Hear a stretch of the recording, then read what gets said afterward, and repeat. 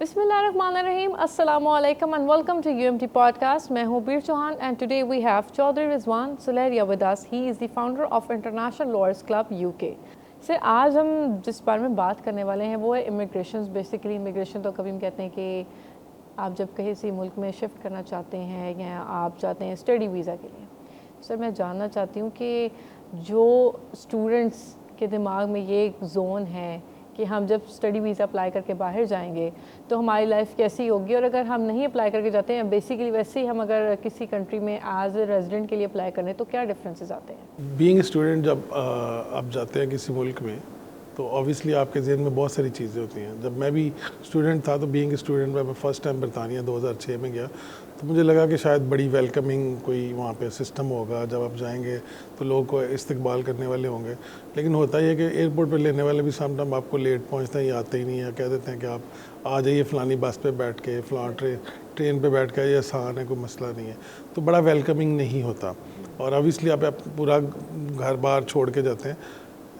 फिर आपको फ़ीसों के मसाइल होते हैं। आप घर से पहले फ़ीसें किसी तरह करके आप उसकी पहली इंस्टॉलमेंट देते हैं तो वहाँ पे पहुँचते हैं, फिर आप दूसरी इंस्टॉलमेंट के लिए आपको फिर जॉब के मसाइल होते हैं। 20 आवर्स 30 आवर्स ज़ाहिर है काम करने के लिए आपको होता है कि मैं मैक्सिमम काम भी कर लूँ और अपनी फ़ीसें भी कलेक्ट कर लूँ। उसके साथ साथ स्टडी बड़ी फास्ट होती है। जो 1 साल का कोर्स है वो 9 महीने में वहाँ पे कंप्लीट हो जाता है, तो आपको पता ही नहीं होता, तो इसलिए उसकी भी आपको ध्यान रखना पड़ता है। और अगर आप अंडर ग्रेजुएट में गए हैं तो फिर तो आपको 3 से 4 साल के लिए होता है। और जो पाकिस्तान में रहने वाले एजेंट्स हैं वो सबसे बड़ा जुल्म और ज़्यादती ये करते हैं हमारे स्टूडेंट्स के साथ कि उनको एक फ़ाउंडेशन कोर्स सेलेक्ट करवा देते हैं कि जी आपकी इंग्लिश वीक है, आप फ़ाउंडेशन कोर्स कर लें। उसमें क्या प्रॉब्लम है कि आपको 16 हज़ार एक्स्ट्रा फ़ी पे करनी पड़ जाती है, जो कि आपके वालिदैन के साथ और आपके साथ एक जुल्म होता है, तो उससे बचना चाहिए। और मैं ये समझता हूँ कि जब आप बीइंग स्टूडेंट जाएँ तो उससे पहले पूरी तहकीक करें कि जिस मुल्क में आप जा रहे हैं उस मुल्क में अगर आपने कोर्स वापस करके आना है तो तब क्या है, अगर आपने वहाँ पे परमानेंटली सेटल होने का सोचा है तो तब क्या है। जब तक आप रिसर्च नहीं करेंगे, जब तक आप उस पर प्रॉपरली वर्किंग नहीं करेंगे तो मत जाइए किसी मुल्क में। मेरी यही आपसे रिक्वेस्ट है। सर, हम यहाँ देखते हैं कि जो हमारे कंसल्टेंट्स हैं वो अपने स्टूडेंट्स के दिमाग में बात भर देते हैं कि तुम हमें इतने पैसे दे दो, हम तुम्हारे ये वाला पास करवा देते टेस्ट। अब ऑब्वियसली बात है जब आगे एक्चुअल में टेस्ट होता है उनका स्टूडेंट्स का, वहाँ वो इंग्लिश नहीं बोल पाते, वो फेल होके आ जाते हैं, तो यहीं पे उनके पैसों का लॉस शुरू हो जाता है और ये सब चीज़ें उनको फेस करनी पड़ती हैं। सबसे बड़ा मसला ये होता है कि जब आप इमिग्रेशन के काउंटर पे जाते हैं और आपको अंग्रेज़ी नहीं आती, उधर से ही वो आपको डिपोर्ट कर देता है। अगली बात है तो बात है, अगर लकी होंगे और गुजारा कर सकें तो फिर आप आगे जा सकते हैं, अदरवाइज़ वो आपको उधर से डिपोर्ट कर देते हैं। तो इसलिए आपने टेस्ट प्रॉपरली पास करके ही जाना है। जो अप्रूव टेस्ट है वही पास करें।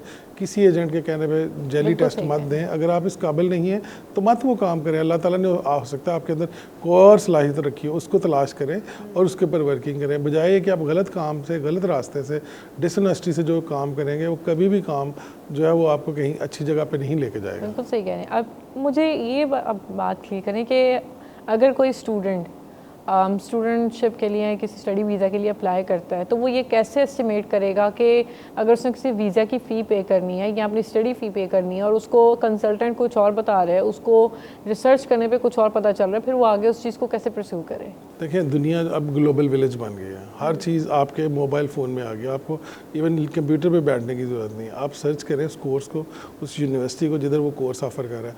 हर यूनिवर्सिटी में एक स्टूडेंट जो है वो हेल्पलाइन भी है, स्टूडेंट सेंटर भी बने हुए हैं। आप उनको कॉल करें, आप उन ईमेल करें, उनसे पूछें जल्दी किस बात की है। अगर ज़िंदगी तो बहुत पड़ी होती है, अल्लाह ताला की मर्ज़ी है ना जब तक आप ज़िंदा हैं, लेकिन आपको पता है आप उस हिसाब से जो है ना वो चीज़ें अपनी मैनेज करें। आप उनको कॉल करें, रिसर्च करें, क्वेश्चन रेज़ करें। हर बंदा आपको जवाब देगा क्योंकि आप उनको पे कर रहे हैं, वो आपको फ्री में नहीं पढ़ा रहे। बिल्कुल ठीक है, आप कोई स्कॉलरशिप नहीं ऑफर कर रहे हैं आपको।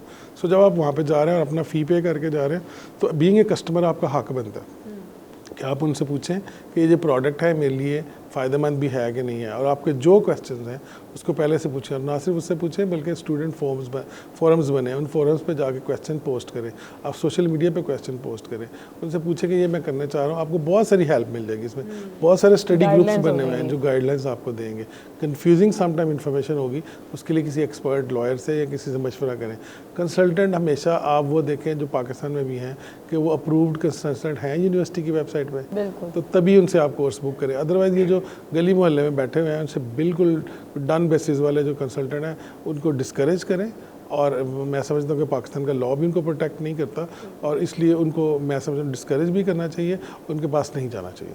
मैं एक बात अभी अक्सर गुजरते हुए देखती हूँ ना, हर जगह थोड़ी देर बाद ऐड नज़र आता है आइल्स आइल्स आइल्स। आपको मतलब आप भी एक लॉयर फील्ड से, जैसे भी आपने कहा ना कि आप किसी अच्छे लॉयर से कंसल्ट कर सकते हैं, तो आप स्टूडेंट्स को क्या गाइड करेंगे कि वो जितने भी ये छोटे मोटे हर जगह पे आइल्स के इंस्टीट्यूट्स बने हुए हैं जो आपको बोल देते कि आए हम आपको मुफ्त का वीज़ा लगवाते बाहर जाएँ, बेशक आई गेस सिटीजनशिप का भी क्यों ना हो या वर्क वीज़ा क्यों ना हो, तो आप उसके बारे में क्या कहेंगे? मतलब आपका क्या ख्याल है इस चीज़ पे? मुझे लगता है कि यूनिवर्सिटीज़ को इस पर सोचना चाहिए, उनको ये क्लासेस शुरू करनी चाहिए, शॉर्ट कोर्सेज यूनिवर्सिटीज़ को ऑफ़र करने चाहिए, या बड़े जो कॉलेजेस हैं उनको ऑफ़र करने चाहिए। जब आप लोग ये ऑफ़र करेंगे, यूनिवर्सिटीज़ ऑफ़र करेंगी, तो फिर मुझे नहीं लगता कि ये छोटे मोटे जो इंस्टीट्यूट गली मोहल्ले में खुले हैं, क्योंकि आपके पास रिसोर्सेज भी हैं, आपके पास टीचर्स भी हैं, आपके पास ऑडिटोरियम्स भी हैं, आपके पास पूरा इंफ्रास्ट्रक्चर मौजूद है। तो मैं समझता हूँ कि प्राइवेट यूनिवर्सिटीज़ को इस पर कोर्सेज ऑफ़र करने चाहिए। इस वजह से लोग जो है अच्छे अंदाज में अंग्रेज़ी पढ़ भी सकेंगे, समझ भी सकेंगे। बिल्कुल ऐसे ही है। आपके पास कभी ऐसा हुआ कि लाइक ऑब्वियस बात है आप एक लॉयर फील्ड में रहे हैं, कि कोई ऐसा केस आया हो या आपने कभी कोई ऐसी चीज़ देखी हो हैपनिंग होती हुई कि आप कहें कि यार मैंने तो इस बंदे की इस तरह हेल्प की और आगे जाके ये बाहर जाके ये काम कर रहा है, या कभी कभी वो जो फीस के ऊपर भाग जाते हैं लोग, कभी ऐसा आपको देखने को मिला है? बहुत सारी मिसालें हैं जी उसमें। ऐसी मैं एक मिसाल आपको बताता हूँ कि मेरे पास एक केस था, वो 6 साल विदाउट वीज़ाज रहे, लेकिन उनको फिर हमने केस लड़ा, फ़ाइट किया, 6 साल बाद उनको इंडेफिनेट मिला, हमने उनको सारे उनके राइट्स लेके दी। तो इस तरह की बहुत सारी मिसालें हैं कि लोग जो है बिल्कुल ज़ीरो थे और उन्होंने अपना केस फ़ाइट किया। एक बात बहरहाल बरतानिया में अच्छी है कि अगर आप राइट पे हैं तो आपको इंसाफ मिल जाता है, एक सतह पे नहीं तो दूसरी सतह पे, नहीं तो तीसरी सतह पे, तो कहीं ना कहीं मिल जाता है। दूसरा एक और बात है, वहाँ पे जो अदारे हैं वो आपके मुखालफ नहीं होते, वो आपको मेरिट के ऊपर अपने मुल्क को देखते हुए, कानून को देखते हुए वो उसके मुताबिक फ़ैसला करते हैं। बिल्कुल। सो इसलिए वहाँ पे कोई रिश्वत का कॉन्सेप्ट नहीं है, कोई इस तरह का कॉन्सेप्ट नहीं है। और जो बंदे भी जो कहते हैं एजेंट मैं एम्बेसी से वीज़ा लगवा के देता हूँ, वो बिल्कुल झूठ बोलते हैं। वो आपके डॉक्यूमेंट्स जैली फेक तैयार करते हैं, उसके ऊपर वीज़ा अप्लाई करते हैं। एम्बेसी अगर उसको कई दफ़ा एम्बेसी से भी गलती हो जाती है, उसके ऊपर भी वो वीज़ा लगा देते हैं, उनको नहीं चेक करने का टाइम मिलता। तो उसका मतलब ये नहीं है, हरगिज़ मतलब ये नहीं कि वो एम्बेसी के दरमियान उनका कोई कॉन्टैक्ट था या कुछ चीज़ें थी, वो सिर्फ फेक न्यूज़ उन्हें फैलाई होती है। दूसरा वो 10 लोगों का वीज़ा अप्लाई करते हैं, एक आध का कहीं शायद लग जाए उसमें से, और उसकी बेस पे वो आगे 200 लोगों को बताते हैं कि फ़लाँ का वीज़ा हमने लगवाया, अपने सोशल मीडिया पे पोस्ट कर देते हैं। आपके पास हज़ारों किस्म के केसेस आएंगे, आप बच्चों को कैसे डील करते हैं? अगर कोई आपके पास आके कहता है कि हमें कंसल्ट करें, अगर कोई आपको तो फील हो जाता है, आप तो देख के बता देते होंगे कि ये स्टूडेंट नहीं बन सकता, शायद ये वर्क वीज़ा पे चला जाए, तो आप स्टूडेंट्स को कैसे आगे से कंसल्ट करते हैं, या कोई भी इंसान आता है? देखिए, जो तो पढ़ने वाले बच्चे हैं हम तो उसको ज़रूर रिकमेंड करेंगे, क्योंकि ऑब्वियसली यहाँ पे इंस्टीट्यूट उस तरह से नहीं है। फॉर एग्जांपल अगर आप स्पेस की बात करें, स्पेस साइंसेस की बात करें, तो पाकिस्तान में उसके मौके नहीं हैं। तो वो उनके लिए आपको ज़ाहिर है ना जॉब्स हैं उस तरह की, ना आपने कोई सैटेलाइट बाहर भेजे हैं, ना आपका स्पेस में कोई वर्किंग है, तो ऑब्वियसली आपके पास वो स्पेस साइंसेस भी नहीं है। इस तरह बहुत सारी अगर आप देखें मेडिकल की जो आगे फर्दर स्पेसिफिकेशंस हैं उसमें आपके पास नहीं है, स्पेशलाइजेशंस नहीं है। तो मेरी नज़र में स्पेशलाइजेशन के लिए अगर आप वकील पहले यहाँ पे बने, फिर वहाँ पे LLM करें, बैरिस्टर बार्ट ला करें और वहाँ से वापस आएँ, सो दैट मेक्स सेंस कि आप एक्सपर्ट बनाने के लोगों को। जैसे चाइना इस वक्त चाइनीज़ स्टूडेंट पूरी दुनिया में जा रहे हैं, हॉस्पिटैलिटी के शोबे में, लीडरशिप के शोबे में, हर किस्म के शोबे में चाइनीज़ आपको नज़र आएंगे।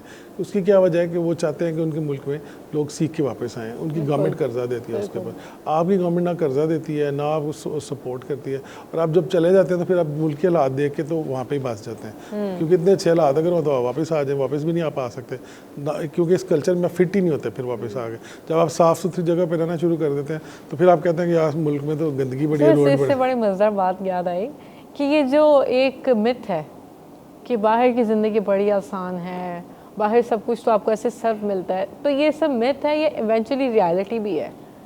ये टोटली मिथ ही है जी। आप मुझे बताएं कि वहाँ पे आपको कभी ऐसे हुआ है कि आपने सिक कॉल कर दी और आपको तनख्वाह भी आ जाए, उसकी आवरली रेट आपको मिलता है वहाँ पे, आपने जितने घंटे काम करना है उतने घंटे पैसे मिलने हैं। यहाँ पे आप आराम से 3-4 छुट्टियाँ महीने में कर लेते हैं, और क्योंकि आपको पता है महीने के अंत पे सैलरी आनी है, और अगर आप कहा एम्प्लॉयर के मैंने आपके पैसे काटने हैं तो आप उससे नाराज़ भी हो जाते हैं। वहाँ पे तो ऐसा कॉन्सेप्ट ही कोई नहीं। आप आए, आपने क्लॉक इन किया, अगर 8 बजे आपने क्लॉक इन किया और शाम 8 बजे आपने छोड़ा है तो 12 घंटे की शिफ्ट के आपको पैसे मिल रहे हैं, और अगर आपने 6 घंटे बाद कहा जी मैं बीमार हूँ घर जा रहा हूँ तो 6 घंटे के पैसे मिल रहे हैं। तो जितने घंटे काम करने हैं उतने घंटे के पैसे मिलने बिल्कुल ऐसा हैं। ही ये मैं समझता हूँ इस मुल्क में भी होना चाहिए कि आप जितने घंटे काम करें आप उसी के मुताबिक उसकी सैलरी मिले, सैलरी अच्छी कर लें, चीज़ें बेहतर कर लें। जैसे NHS है वहाँ पे मेडिकल का कोई मसला नहीं है, इधर डॉक्टरों ने लूट मार मचाई हुई है, अल्लाह ना करे। मैं मतलब मुझे पता है कि इसका मुझे लॉस भी होता है सच्ची बात करने से, लेकिन जो रियलिटी है वो रियलिटी है, आप उससे आंखें नहीं चुरा सकते। यहाँ पे आपको NHS की तर्ज पे हर एक का वहाँ पे GP है, अमेरिका में भी हर एक का लोकल डॉक्टर है, इसी तरह यूरोप में, इधर भी आपके लोकल डॉक्टर्स होने चाहिए, उनको गवर्नमेंट को पैसे पे करने चाहिए, प्लस थोड़े बहुत आपसे जो आपकी सैलरी में से काट के उनको एक सिस्टम बनाना चाहिए। सर बस ये एक लास्ट मैसेज मैं चाहती हूँ लोगों के लिए, चाहे वो वर्क के लिए हो, स्टडी के लिए हो, सिटीज़नशिप के लिए हो, कि जो लोग गलत रास्ता इख्तियार करते हैं या गलत कंसल्टेंट्स के हाथ में जाते हैं या गलत एनवायरनमेंट में बैठे रहते हैं, आइल्स छोटी मोटी जगहों से करके आ जाते हैं, फिर इमिग्रेशन में फ़ेल हो जाते हैं और फिर ये जो डंकी के रास्ते इख्तियार करते हैं, इनके लिए एक मैसेज कि ये इन चीज़ों से कैसे बचें और इनको अगर वो चीज़ नहीं हो पा रही, अगर वो बाहर नहीं जा पा रहे, तो फिर वो यहाँ रह के कैसे ग्रो कर सकते हैं? देखिए, सबसे पहले तो जो रास्ता सही रास्ता है वो लें, कंसल्टेंट सही चूज़ करें। आप जब शादी करते हैं तो कोशिश करते हैं ना कि आपका पार्टनर जो है प्रॉपर्ली उसकी इन्वेस्टिगेशन करते हैं, सारा कुछ करते हैं। ये भी आपकी ज़िंदगी का एक लाइफ चेंजिंग मोमेंट होता है, तो आप इसके लिए प्रॉपर तहकीक करें। अगर आप लॉयर से ऑनलाइन मशवरा ले सकते हैं, पे करके ले लें, यहाँ पे लोग आते हैं उनसे मशवरा लें। उसके बाद आप कोशिश करें कि अपने जानने वालों से इन्फॉर्मेशन लें, इंटरनेट से इन्फॉर्मेशन लें। उस यूनिवर्सिटी में जिस जगह का वर्क परमिट ऑफ़र करें उस जगह से कॉल करके बाकायदा पूछें कि जॉब है कि भी नहीं है, कि ये फ्रॉड ही होना है मेरे साथ। और जो भी गलत काम है वो मत करें। बिल्कुल, जो भी गलत काम है जिसमें नज़र आता है बज़ाहिर तो बड़ा उसमें कशिश नज़र आएगी, लेकिन अल्टीमेटली आपका नुकसान होगा उसमें, तो मत करें। और जो रह जाएँ किसी वजह से नहीं जा सकते तो वो सोचें कि 25 करोड़ लोग भी तो इस मुल्क में रह रहे हैं, तो क्यों ना ऐसा बिज़नेस किया जाए। अगर उन्हें दुनिया ही देखनी है तो ऐसा बिज़नेस करें, एक्सपोर्ट शुरू करें, उसको समझें, सीखें, तो बहुत सारे मौके हैं। अगर वहाँ पे भी नहीं जा सकते, UAE में तो बहुत सारे मसाइल वो आपके लिए मौके मिल सकते हैं। अब UAE चले जाएँ, अब सऊदीया चले जाएँ, गल्फ़ में बहुत सारे मौके हैं, उधर चले जाएँ, कुछ सीखें, वहाँ से फिर लर्न करके आगे चले जाएँ। तो ज़िंदगी जो है वो आसान है, उतना मुश्किल नहीं है, लेकिन आपको सही डायरेक्शन चाहिए। बिल्कुल सही कह रहे हैं। Thank you so much sir join करने के लिए। And life is not all about shortcuts. अगर आप शॉर्टकट्स लेते हैं ज़िंदगी जीने के लिए तो वो फिर आपको शॉर्टकट दे के ना एंड की तरफ ले जाती है। देखते रहें UMT TV। मुझे दें इजाज़त। अल्लाह हाफ़िज़।